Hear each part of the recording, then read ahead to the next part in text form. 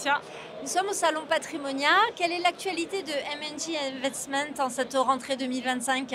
Alors, une actualité globalement sous la thématique de la croissance. Une croissance en 3 points. Sur nos résultats, puisque nous avons une collecte nette positive en plusieurs centaines de millions, ce qui nous permet aujourd'hui de repasser les 5 milliards d'encours en France. Le deuxième point, c'est la croissance de nos talents, puisque nous avons 2 recrutements seniors au bureau parisien avec Enguerrand, Fougera et Charles Moussier qui va notamment nous aider sur le développement de solutions assurantielles. Et enfin, un troisième point de croissance sur nos stratégies, notre offre produit, puisque nous avons fait des acquisitions, notamment dans le domaine des marchés privés, sur lequel nous souhaitons continuer de nous étoffer. En matière de thématique, vous soulignez l'importance de la dette privée dans vos perspectives 2025. Comment voyez-vous son évolution dans le contexte économique actuel ? Alors la dette privée, de manière générale, fait beaucoup de sens dans un portefeuille parce que ça va venir décorréler, diversifier le portefeuille, apporter du rendement.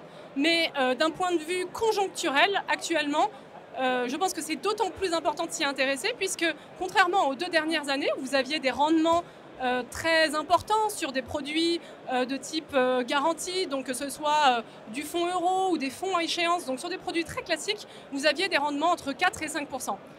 Les taux sont en train de baisser. Les spreads de crédit, donc les obligations, sont chères aujourd'hui, donc elles offrent moins de rendement. Ça veut dire que pour avoir un rendement autour de 4-5%, eh bien, il va falloir aller chercher des nouvelles classes d'actifs. Et du côté de la dette privée, eh bien, vous allez avoir des rendements attractifs entre 8 et 10%, sans forcément prendre plus de risques. Il va juste falloir accepter d'avoir des fenêtres de liquidité un peu moins régulières, de l'ordre de liquidité mensuelle, mais pour des rendements réellement plus attractifs. Plus précisément, comment vous percevez l'évolution de la demande des CGP et vous vous démarquez de quelle façon? Je pense qu'on a une ADN historique. Nous sommes très proches des conseillers financiers en France depuis que nous nous sommes lancés il y a plus de 17 ans. Mais nous sommes aussi un assureur au travers de notre marque Prudential au Royaume-Uni. Et en tant qu'assureur et bilan assurantiel, eh bien, nous avons énormément d'investissements pour des clients institutionnels ou des stratégies institutionnelles.